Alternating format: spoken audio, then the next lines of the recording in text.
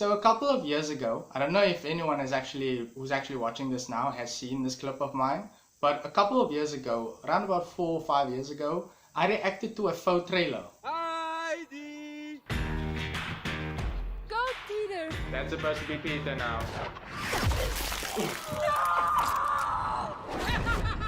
Are those Nazis? Featuring fondue boarding, death by chocolate, Swiss Army knives, Hey! You are either with us! and one badass Heidi. Death to the fatherland! Long live the fatherland! This is so awesome! Well, that faux trailer became a movie and it came out last year and I actually saw it.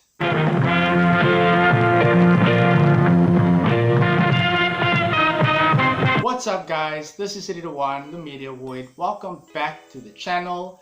It is Friday, the power's out, the laptop is dead, and I just thought let's make a video again, you know? So, the film that I'm reviewing today is Mad Heidi. For those of you who don't know Mad Heidi is a B-grade Swissploitation exploitation film that was crowdfunded by gigantic fans of B-grade films. This is why I love this movie. The company itself is independent.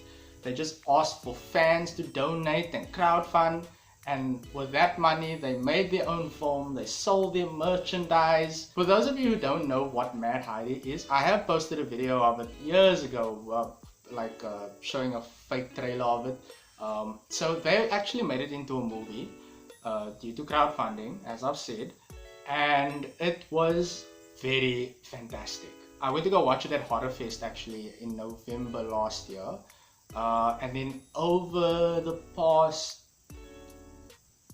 2 months maybe I watched it like another once or twice. We all know the story of Heidi. It's the orphan girl that goes to the Alps to stay with her grandfather, meets Peter and Clara. Personally, I have grown up with Heidi. I used to watch the animation in Afrikaans on SABC2. Those were fun times. I always used to watch it by my neighbor's house because there was nothing else to watch. And then what was interesting is that my parents also grew up on Heidi. And what is even more interesting, it wasn't originally Afrikaans, it was Japanese. So I grew up on Heidi. I don't know if anyone else has grown up on Heidi that's watching this clip, but if you do watch this film, definitely watch the animation from back then, whether it's in Japanese or English or Afrikaans or whichever language. Just watch it. It's a really good story. So the story of Mad Heidi. She lives in the Alps with her grandfather. She's way grown up. She's in a relationship with this man, Peter. In this world that they're living in, it's kind of like a Nazi era, but it's not necessarily Nazis. Their symbol is different and everything. And what happens is this person's cheese, it's the only legal cheese because they frown on like lactose intolerant people. So everyone is like just trying to get by without actually being like in this regime. Cut to like exactly what it's about. Heidi's in this relationship with this guy Peter. Peter makes goat cheese on the side, starts distributing it illegally. They catch him, they kill him, and they take Heidi away, put her in jail, and then she kind of wants revenge because obviously it's like Peter's dead now. So they basically ruined her life. So she decides to take matters in her own hands, train and fight, become like a badass samurai, and try and destroy this regime. It's so crazy how this film actually panned out a little bit, because what I have noticed is that it's like Swissploitation, Switzerland exploitation film, but they incorporate different kinds of categories regarding exploitation. They've got nunsploitation, they've got battle royale films, they got blaxploitation, they use women in cages. There's just so much that happens in this movie, and it's very well incorporated. And there are a lot of references to like old films that they are based on. like even samurai forms, because Heidi basically becomes like Lady Snowblood. There are a lot of references to other movies. Lady Snowblood is just one of them, but they also reference obviously Heidi, like growing up and come on. But then there's also like forms like Kofi, lots of nun forms. We know, I mean, I can't say nude nuns with big guns, but that's exactly what nunsploitation is. It's just like using it to your advantage. And it's very well incorporated. Honestly, I was not mad at how they actually incorporated this form. The actors in it, I can actually say that I don't know not any of the actors. I would say that I probably only know one person, and that's Casper Van Dien. For those of you who don't know who Casper Van Dien is, watch Starship Troopers. That's like the main form that everyone knows him from. And I think he's found like where in form he needs to chill, because he does it so well in this form. Like he plays it, it's just like he's so absurd in this form.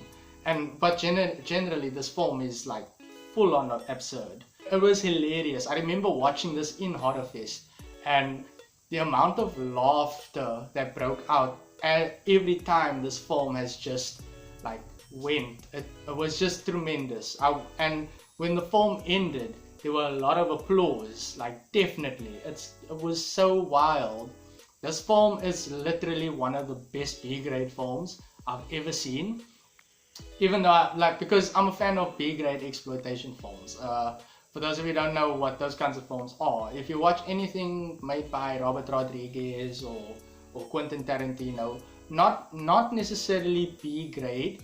They do have one or two B-grade forms. Namely, for Quentin Tarantino, he formed Death Proof. Robert Rodriguez, he formed Planet Terror, and those forms came out at the same time as like a single feature. Then they released separately because of unrated versions and stuff like that, which is so dope actually. And I really think that this form has definitely made a difference in forming, because even with I would say with the grindhouse form that Quentin Tarantino and Robert Rodriguez done in like 2007, they actually had other directors, namely Eli Roth, Edgar Wright, and Rob Zombie. They filmed stuff also, but those were in the form of faux trailers. There was another faux trailer named Hobo with a Shotgun, and that is actually a film with Rutger Hauer, who passed away in 2019. Actually, he passed away. But Rutger Hauer killed that role amazingly well. So they made that film, and then of course they made Machete with Danny Trejo. They made two films. I'm hoping they make a third film because he will go into space. It's so weird. It's so hilarious as well. Mad Heidi has literally changed cinema now. It's bringing B-grade exploitation films back, because Eli Roth, he actually confirmed about a month ago that he is making his film Thanksgiving. And if you have watched like films of myself and Masood, we actually wanted to see this film. It's not something that you should show your kids, definitely not. It's so absurd, it's so cruel, and it's so cheesy, and I love how cheesy it is. Especially like Mad Heidi. Mad Heidi is literally cheesy. Like literally, there's a lot of cheese in it. It's paved the way so well that I really can't wait to see more films like this, and I really hope that Swissploitation films, they make more films, and I hope that it becomes like a motivation for other films like this to actually be made. So anyway guys, that's my review for Mad Heidi. I hope you guys enjoyed it. If you are interested in seeing it, Mad Heidi does have a website where you can actually stream it online, and then their DVD and Blu-ray releases are releasing soon.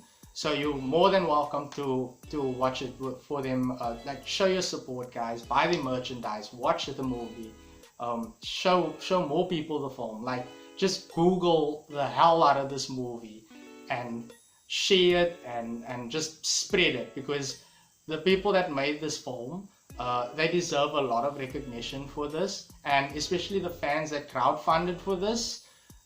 I swear, it's literally one of the coolest films I've ever seen in my life. So thank you guys for watching. Hope you guys enjoyed this video, and I will see you guys in the next one.